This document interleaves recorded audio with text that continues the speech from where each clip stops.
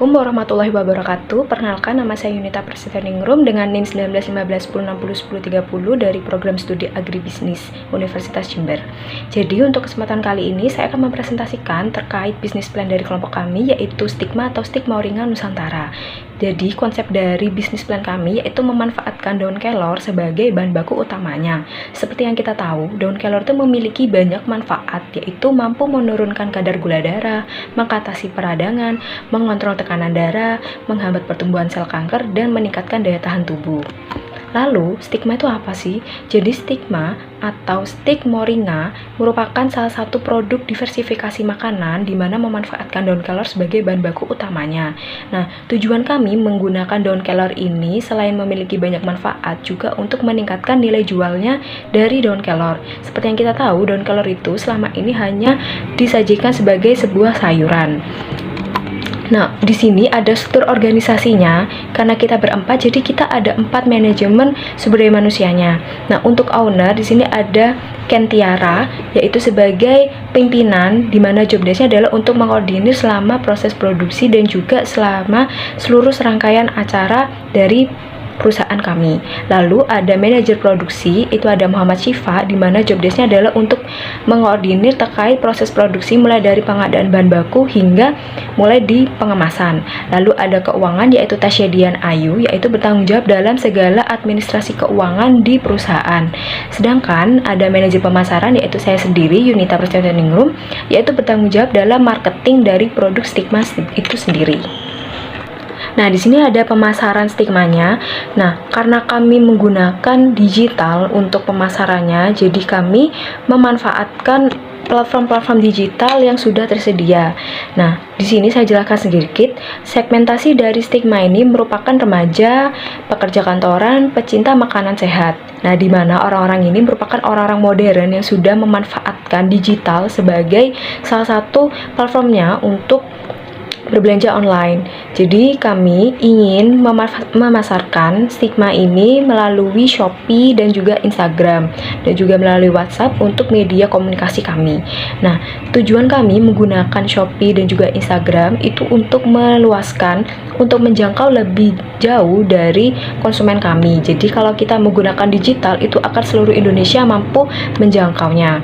Lalu, penggunaan Instagram ini tidak hanya kami manfaatkan untuk memasarkan produk, namun juga untuk memperkenalkan bagaimana keunggulan dari produk kami, memberikan berbagai video dan juga review-review dari para konsumen. Assalamualaikum warahmatullahi wabarakatuh. Saya Tasya Dian Ayu Pramesti, NIM 1908-1020-1076. Di sini saya akan menjelaskan mengenai permodalan dan proyeksi arus kas.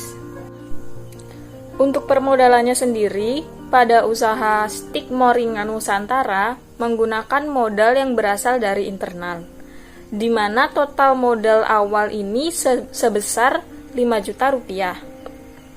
Dana tersebut nantinya akan dialokasikan untuk kebutuhan pengeluaran awal produksi.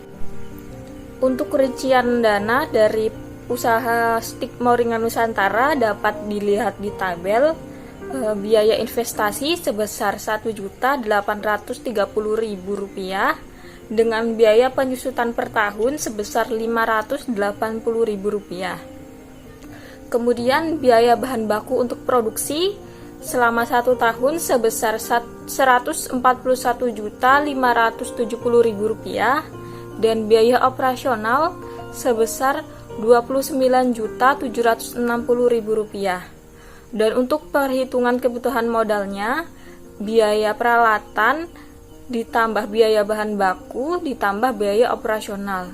Jadi Rp1.830.000 ditambah Rp429.000 ditambah Rp2.480.000, yaitu sebesar Rp4.739.000.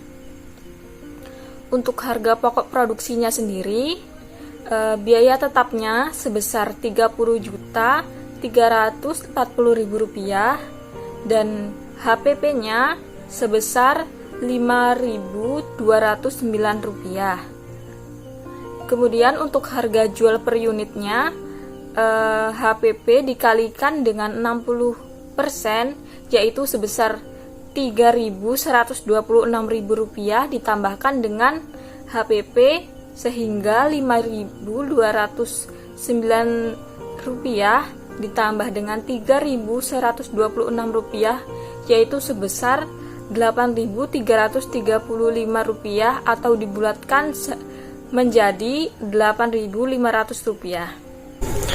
Untuk proyeksi arus kas selama 5 tahun berturut-turut dapat dilihat pada tabel, yaitu untuk penerimaan dari penjualan pada tahun 2021 sebesar Rp210.375, pada tahun 2022 sebesar Rp224.400.000, pada tahun 2023 sebesar Rp238.425.000, pada tahun 2024 sebesar Rp266.475.000, dan pada tahun 2025 sebesar Rp280.500.000. Karena penerimaannya hanya dari penjualan, maka subtotal penerimaannya sama seperti penerimaan penjualan.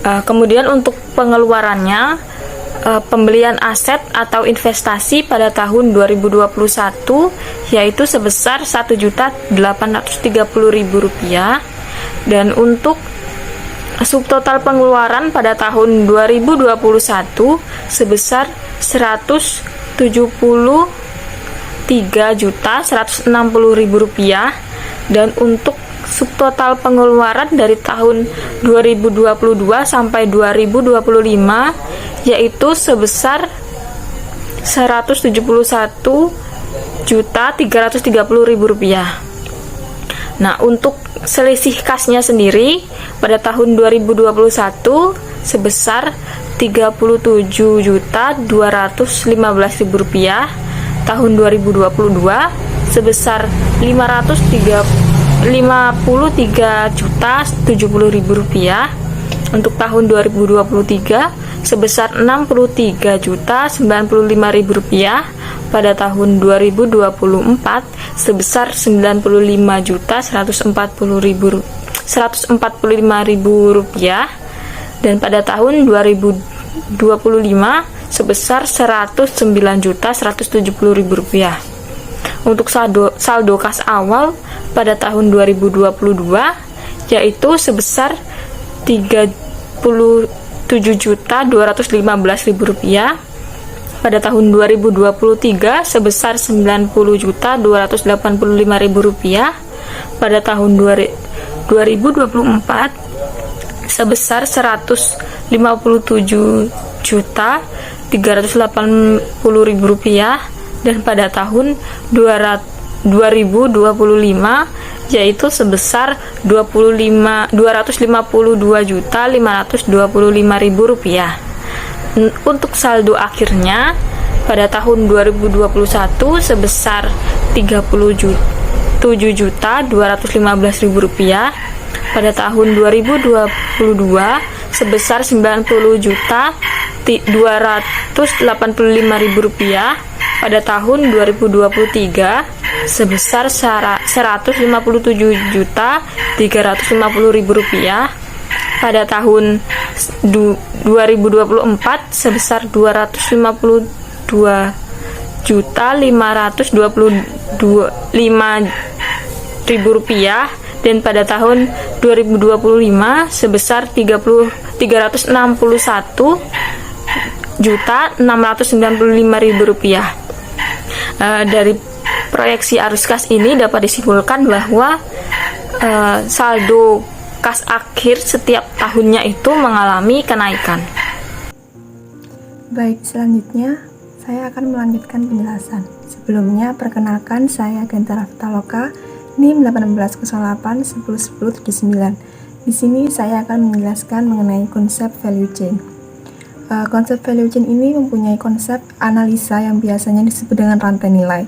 Nah, rantai nilai ini merupakan suatu kegiatan menganalisa kembali kunci proses suatu bisnis yang berhubungan dengan entitas lainnya yang berada di luar perusahaan seperti pemasok, pelanggan, sampai dengan relasi antar entitas bisnis yang berada di dalam perusahaan. Nah, dalam suatu bisnis value chain ini akan membentuk suatu kerangka yang tujuannya adalah untuk mengidentifikasi dan juga menginventarisasi berbagai area fungsi bisnis. Nah, pengelompokan ini akan dilakukan berdasarkan dua kegiatan, yaitu kegiatan utama atau primary activities dan kegiatan pendukung atau support activities. Seperti yang ada di layar, primary activities-nya meliputi inbound logistik. Ini merupakan suatu kegiatan perusahaan yang berkaitan dengan penyimpanan, penerimaan, dan juga penyebaran produk. Nah, dalam hal ini kami melakukan pemilihan daun moringa, di mana kami memilih daun moringa yang mempunyai kualitas yang bagus. Kegiatan selanjutnya yaitu operation. Di sini suatu kegiatan yang merubah produk bahan mentah menjadi bahan jadi. Nah, di sini kami melakukan pengolahan daun moringa tadi menjadi barang siap jual ke pasar. Selanjutnya kegiatan outbound logistik, di mana merupakan suatu kegiatan perusahaan yang berkaitan dengan menyebarkan produk ataupun jasa kepada pelanggan. Di sini kami melakukan pendistribusian produk ke konsumen baik melalui online store maupun offline store. Di sini kami mengambil dua jalan. Dengan online store, kami memasarkan produk kami melalui marketplace yang sudah dinyadikan oleh masyarakat, dan juga offline store-nya melalui toko oleh-oleh. Kami menitipkan produk kami ke toko oleh-oleh seperti itu. Selanjutnya mengenai marketing and sales. Di sini merupakan suatu kegiatan yang berkaitan dengan proses pemasaran dan juga penjualan seperti pengadaan promosi. Di sini kami melakukan promosi melalui sosial media seperti Instagram dan juga TikTok. Selanjutnya, kegiatan yang terakhir yaitu service, merupakan kegiatan yang berkaitan dengan penyediaan layanan agar bisa lebih meningkatkan pemeliharaan suatu produk seperti perawatan, perbaikan, dan juga pelatihan. Nah, di sini kami melakukan mengadakan suatu sistem testimoni di mana kami terbuka untuk menerima kritik dan saran tentang produk kami. Selanjutnya, saya akan menjelaskan mengenai kegiatan pendukungnya.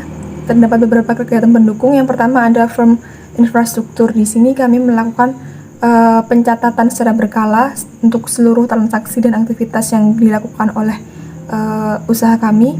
Dan selain itu kami juga melakukan branding image untuk produk kami agar produk kami ini mempunyai keunikan untuk menarik pembeli.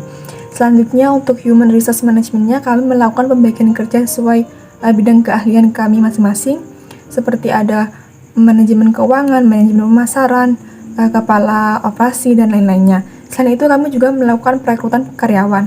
Selanjutnya untuk teknologi development-nya, kami melakukan pengadaan mesin untuk proses pengemasan, di mana kami ingin produk kami ini dikemas dengan baik agar aman sampai ke tangan konsumen. Kegiatan yang terakhir yaitu procurement of resources, di mana di sini kami melakukan kerjasama dengan pemasok bahan baku. Baik, untuk selanjutnya saya akan menjelaskan mengenai konsep keamanan pangan produk. Keamanan pangan produk atau food safety menurut Peraturan Pemerintah Republik Indonesia Nomor 28 Tahun 2004 tentang keamanan mutu dan gizi pangan adalah kondisi dan upaya yang diperlukan untuk mencegah pangan dari kemungkinan cemaran biologis, kimia, maupun benda lainnya yang dapat mengganggu, merugikan, atau membahayakan kesehatan manusia. Nah, oleh karena itu, untuk menjamin keamanan pangan ini, kami mengurus perizinan yaitu berupa PIRT. PIRT ini merupakan singkatan dari produk industri rumah tangga, di mana PIRT ini merupakan izin produksi khususnya di industri pangan yang dihasilkan oleh skala industri rumah tangga, dan PIRT ini diterbitkan atau dikeluarkan oleh BPOM atau Badan Pengawas Obat dan Makanan. Nah, untuk mendapatkan izin PIRT ini, para pelaku usaha di industri ini juga harus lolos beberapa kualifikasi. Terdapat beberapa kualifikasi. Yang pertama yaitu telah mengikuti dan memiliki sertifikat penyuluhan keamanan pangan. Yang kedua, lolos uji pemeriksaan sarana uji produk pangan. Dan yang ketiga, memenuhi peraturan perundang-undangan soal pangan. Jadi ketika suatu usaha itu telah mempunyai PRT, maka dapat dijamin usahanya itu keamanan pangan produknya itu bisa dijamin. Seperti produk kami setelah mendaftarkan produk kami ke Badan Pengawasan Obat dan Makanan, jadi bisa dipastikan bahwa produk kami adalah produk yang aman. Assalamualaikum warahmatullahi wabarakatuh. Perkenalkan, nama saya Muhammad Sifa. Saya dari Program Studi Pendidikan Fisika, Fakultas Keguruan dan Ilmu Pendidikan, Universitas Jember. Baik, di sini saya akan menjelaskan model kemasan produk. Dalam mengemas produk, kami menggunakan model ziplock berbahan aluminium foil. Kemasan ini mempunyai rel atau klip di atasnya yang bisa dibuka atau ditutup kembali. Keunggulan kemasan ini adalah dapat membuat konsumen jadi fleksibel untuk menggunakan produk sesuai keperluan. Apabila produk masih tersisa, maka bisa ditutup kembali dengan klip zippernya dan produk tetap awet. Selain itu, kemasan ziplock juga dapat menjaga isi produk dari pengaruh keadaan luar, sehingga bentuk, rasa, dan aromanya tidak berubah dan akan tetap sama seperti saat di awal dikemas. Keunggulan lain model kemasan ini adalah dapat mencegah cahaya masuk, melindungi dari serangga, kedap, dan tentunya menjaga produk tetap higienis. Selanjutnya adalah peluang kerjasama. Peluang kerjasama yang pertama adalah dengan toko oleh-oleh. Selain menggunakan platform e-commerce, kami juga bekerjasama dengan toko oleh-oleh untuk pemasaran produk. Hal ini tentunya akan meningkatkan perekonomian bagi pemilik toko dan karyawannya. Kemudian kita bekerjasama dengan jasa printing. Kami juga membutuhkan jasa printing untuk mendesain dan mencetak kemasan dari produk agar terlihat lebih menarik. Yang berikutnya adalah jasa kurir. Pemasaran produk secara online melalui e-commerce tentunya melibatkan jasa kurir atau jasa ekspedisi untuk mengantarkan produk ke tangan konsumen. Berikutnya adalah petani. Untuk menyuplai bahan baku tentunya kerjasama dengan petani sangat diperlukan. Petani di sini adalah petani yang sudah kami seleksi sebelumnya agar kualitas dari bahan baku produk juga dapat terjaga. Kemudian ada aspek inovasi dan potensi dalam penjualan di e-commerce. Era digital seperti saat ini, berjualan di platform e-commerce merupakan salah satu pilihan yang memiliki potensi meningkatkan penjualan karena lebih memudahkan dan membuat para pembeli merasa nyaman karena tidak perlu lagi keluar rumah untuk membeli suatu produk yang diinginkan. Pembeli hanya cukup mendownload aplikasi e-commerce dan kemudian melakukan transaksi melalui aplikasi tersebut. Ditambah lagi sekarang beberapa pihak e-commerce menyediakan pembayaran dengan sistem cash on delivery atau COD, sehingga memudahkan para pembeli yang kesulitan dalam mengakses layanan perbankan atau gerai minimarket. Tentunya hal ini menjadikan e-commerce tempat yang sangat tepat untuk dijadikan berjualan. Inovasi yang dilakukan untuk meningkatkan daya tarik bagi pembeli salah satunya adalah dari sisi kemasan, di mana produk stik moringa ini dikemas menggunakan sistem ziplock berbahan aluminium foil yang dapat mempertahankan kesegaran dan kerenyahan produk hingga ke tangan konsumen. Selain itu, pemberian desain yang unik dalam kemasan, seperti penambahan gambar-gambar yang unik, tentunya akan menambah daya tarik bagi konsumen.